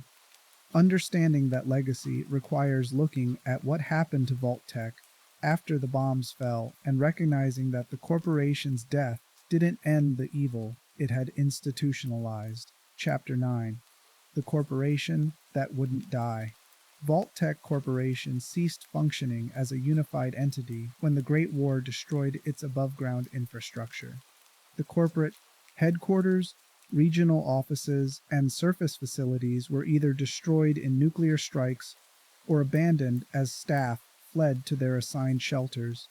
The company that had been one of pre-war America's largest defense contractors effectively died on October 23, 2077. But pieces survived. Vault-Tec's automated systems continued operating in vaults across America, executing programmed instructions that didn't require human oversight. The monitoring equipment kept recording data. The environmental controls kept adjusting experimental parameters. The security systems kept enforcing vault protocols. The corporation had built systems designed to function autonomously across centuries, and those systems did exactly what they'd been programmed to do regardless of whether anyone was reviewing the data they generated. This created a strange situation where Vault-Tec continued torturing people decades after the people who'd designed the torture were dead. The experiments weren't being conducted by human researchers anymore. They were being conducted by machines executing protocols that nobody could override because the access codes and administrative infrastructure had been lost in the nuclear fire. The vaults became ghost ships, piloted by automated systems that didn't understand or care about the suffering they were inflicting. The dwellers trapped inside had no way to comprehend that their oppression was being administered by protocols rather than people, that the systems torturing them weren't being controlled by malicious overseers but by programming that had outlived its creators. Some vault populations eventually discovered this truth when they found control rooms or accessed Vault-Tec's monitoring stations. The revelation was devastating. They'd been suffering for generations to serve purposes that nobody was even interested in anymore. Their lives destroyed by systems that continued operating purely through institutional momentum. But Vault-Tec's legacy went beyond automated systems. The Enclave survived the Great War, with their command structure intact, and they continued pursuing the ideological objectives that had shaped the Vault program. The Enclave viewed themselves as the rightful government of the United States and believed they had authority over all surviving populations, including vault dwellers who'd been born after the war. The Enclave attempted to contact and control vault populations when they emerged, offering protection and governance while extracting resources and data. Some communities accepted Enclave authority, viewing them as legitimate government representatives. Others recognized the Enclave as predators and resisted their attempts to reassert control. The Enclave's ideology remained fundamentally unchanged from their pre-war thinking. They believed in genetic purity, authoritarian governance, and the necessity of eliminating mutated populations that didn't meet their standards for human purity. They viewed themselves as humanity's best hope for survival and believed this justified any actions they took against populations they deemed inferior or contaminated. This ideology led to plans for genocide on scales that made the Vault experiments look almost restrained by comparison. The Enclave developed biological weapons designed to kill anyone with genetic mutations, which by 200 years after the war included almost everyone in the wasteland. They planned to release these weapons and exterminate the entire surface population, clearing the way for Enclave repopulation using their own genetically pure stock. The plan failed due to resistance from vault dwellers and wasteland communities who recognized the Enclave's genocidal intentions. But the fact that the Enclave even considered such plans demonstrates the logical endpoint of the thinking that created the Vault experiments. If you accept that some humans are worth less than others, that data collection justifies suffering, that institutional objectives matter more than individual welfare, then exterminating populations that don't meet your standards becomes thinkable and even defensible as necessary for the greater good. Vault-Tec never explicitly advocated genocide, but the company's willingness to torture vault populations for dubious research purposes created the ethical framework that made genocide seem reasonable to people who'd internalized Vault-Tec's assumptions about human value. The experiments taught entire generations that suffering could be justified through appeals to necessity, that populations could be sacrificed for abstract objectives, that the powerful had the right to use the vulnerable as resources. The Enclave simply applied these principles at larger scale.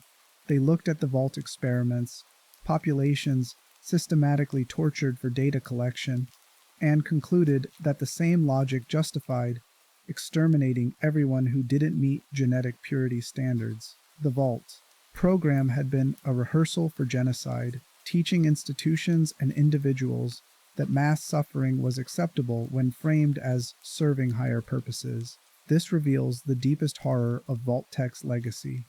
The company didn't just hurt the people directly subjected to Vault experiments, they normalized the kind of thinking that made atrocity seem rational, that transformed cruelty into research methodology, that taught generations of leaders that human rights were obstacles to important work rather than principles worth preserving. The wasteland inherited this legacy. The societies that emerged after the Great War, the NCR, the Brotherhood of Steel, the various raider factions and trading communities, all struggled with questions about when violence was justified, which populations deserved protection, whether survival required abandoning ethical principles that peacetime civilization could afford, but post-apocalyptic conditions made impractical. Many of these communities reproduced Vault-Tec's logic in their own contexts. The Brotherhood of Steel hoarded technology and excluded outsiders, creating hierarchies where some people mattered more than others based on arbitrary criteria.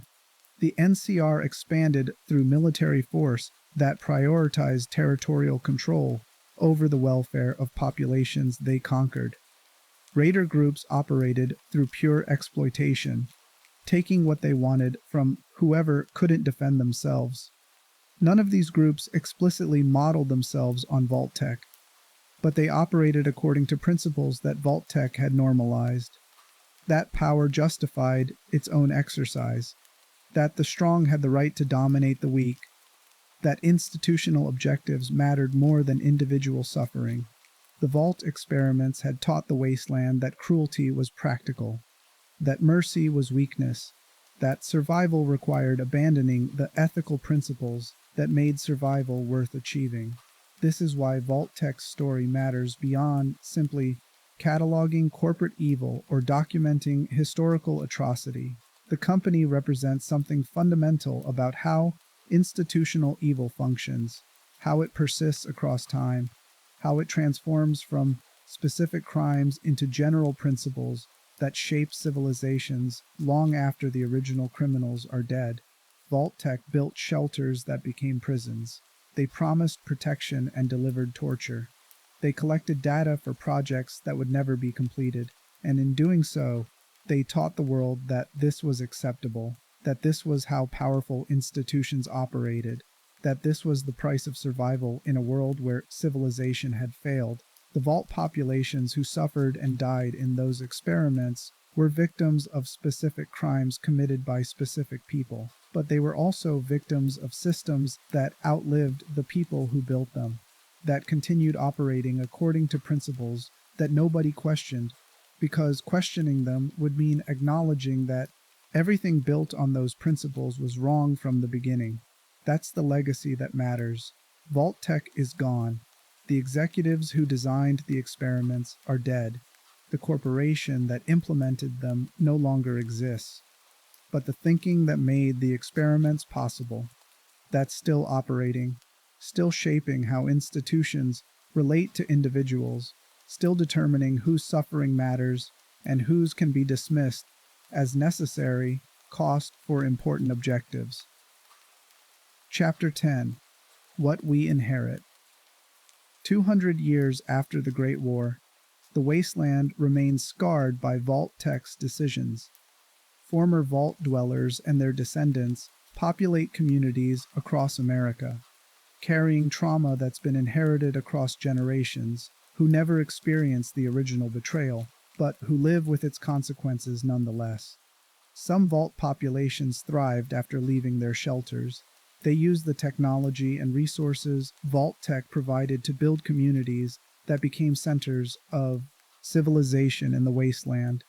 Vault City, Shady Sands, and the NCR territories, various settlements founded by former dwellers who maintained the organizational capacity and technical knowledge that vault life preserved.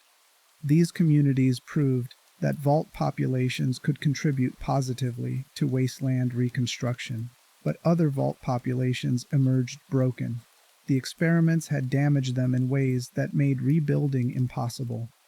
They founded communities that collapsed within generations, unable to overcome the psychological trauma their vault experiences had inflicted. They became raiders or isolationists, viewing the wasteland as hostile and treating everyone outside their immediate group as threats to be eliminated or exploited. The variance in outcomes demonstrates that the vault experiments didn't produce consistent results, even by their own standards. Some populations adapted successfully, despite being tortured.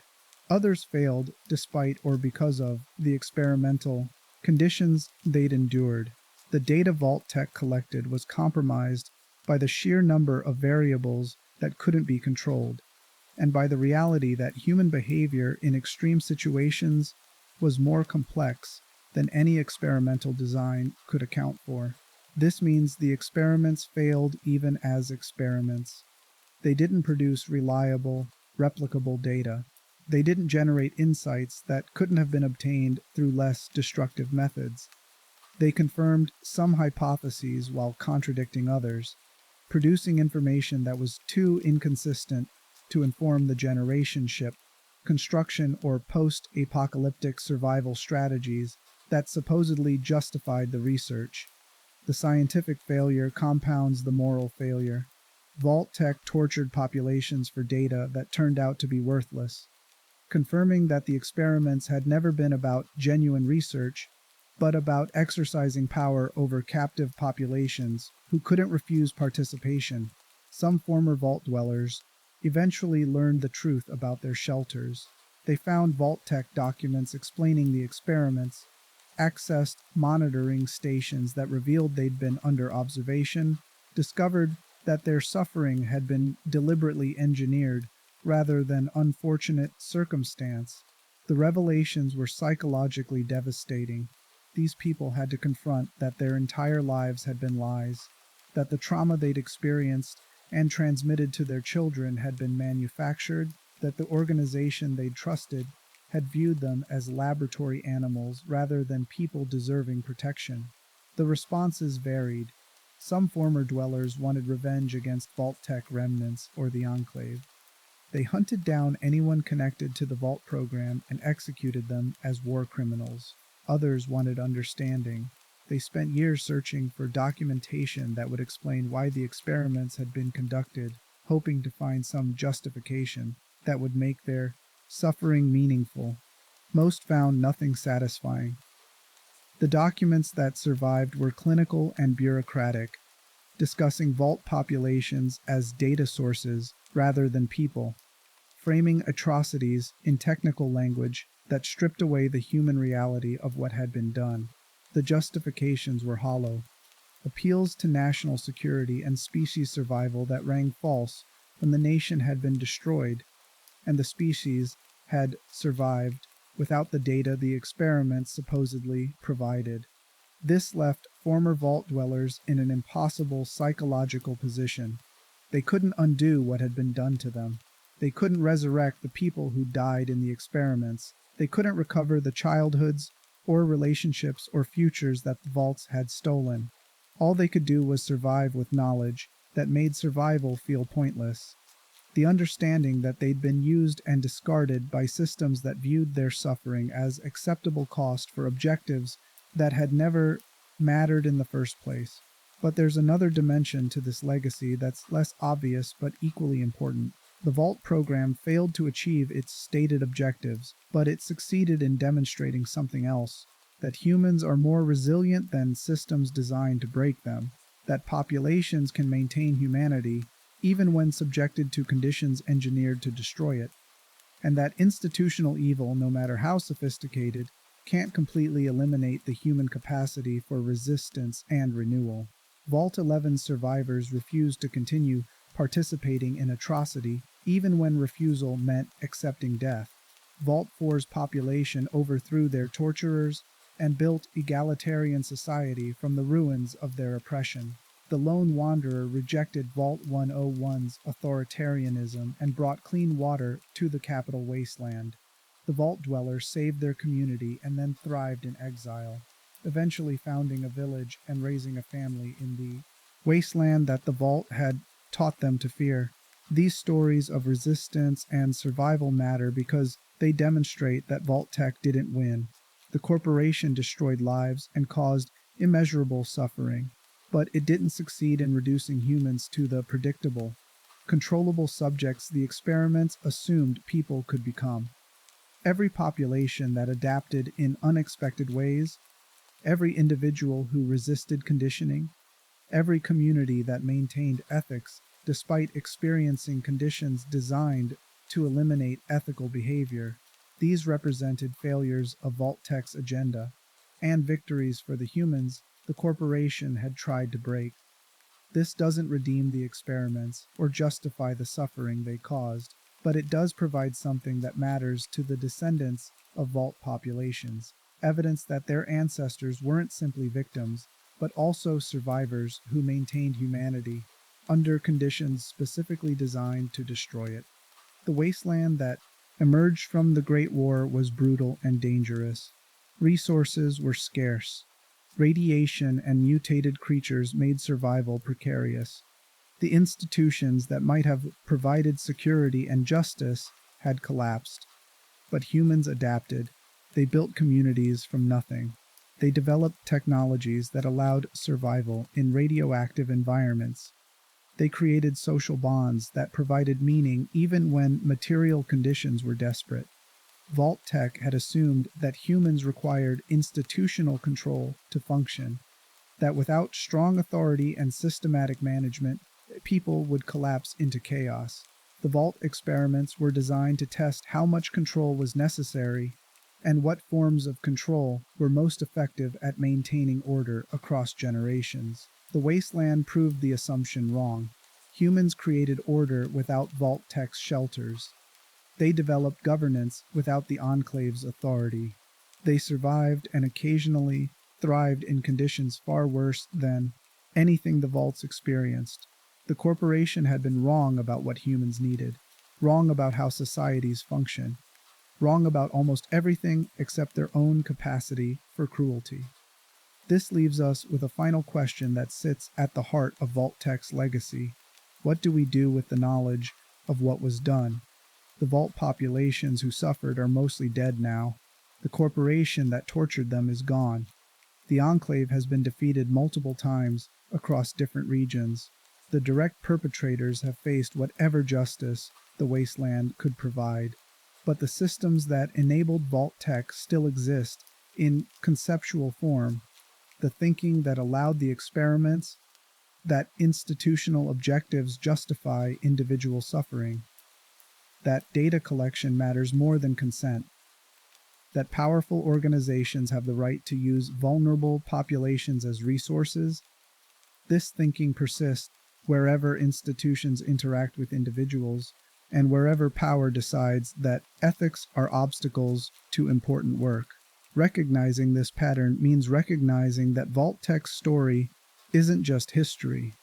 It's a warning about what happens when we accept institutional evil as necessary, when we allow organizations to operate without oversight, when we prioritize abstract objectives over concrete human welfare.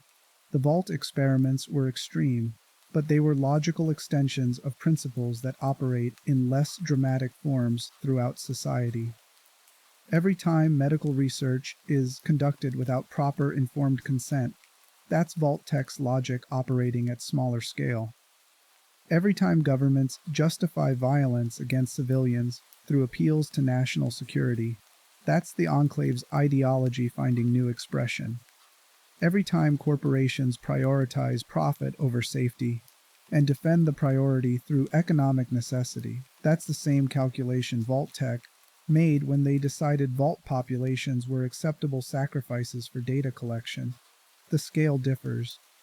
The specific contexts vary, but the underlying thinking that some people matter less than others, that suffering can be justified through abstraction, that the powerful have the right to use the vulnerable as means, rather than treating them as ends in themselves. This thinking connects Vault-Tec's atrocities to less dramatic but structurally similar abuses that continue wherever power operates without accountability. This is why the Vault story matters to people who will never play Fallout games or engage with the fiction where these events occur. Vault-Tec represents something real about how institutional evil functions, how it justifies itself, how it persists across time, and how it can only be prevented through constant vigilance against the kind of thinking that makes atrocity seem reasonable when it's framed as serving important purposes. The Vault populations who suffered deserved better. They deserved the protection they were promised. They deserved institutions that viewed them as people rather than data sources. They deserved to live in shelters that actually sheltered rather than imprisoned. They didn't get what they deserved. They got Vault-Tec instead. And the legacy of that betrayal is still shaping the wasteland centuries after the corporation ceased to exist, still influencing how survivors think about trust and institutions, still teaching generations who never lived in vaults that promises of protection from powerful organizations should be met with suspicion rather than gratitude. That's the lesson that matters. Not the specific experiments or the particular atrocities, but the understanding that institutional evil looks like protection, right up until the door seals, and you discover that the shelter was always a cage, and the organization promising salvation was actually preparing your execution. Vault-Tec built 122 laboratories disguised as shelters. They populated those laboratories with people who believed they were being saved, and then they conducted experiments that served no purpose except confirming that human suffering could be engineered at industrial scale when the engineers convinced themselves that engineering suffering was acceptable work. The bombs fell. The vaults sealed.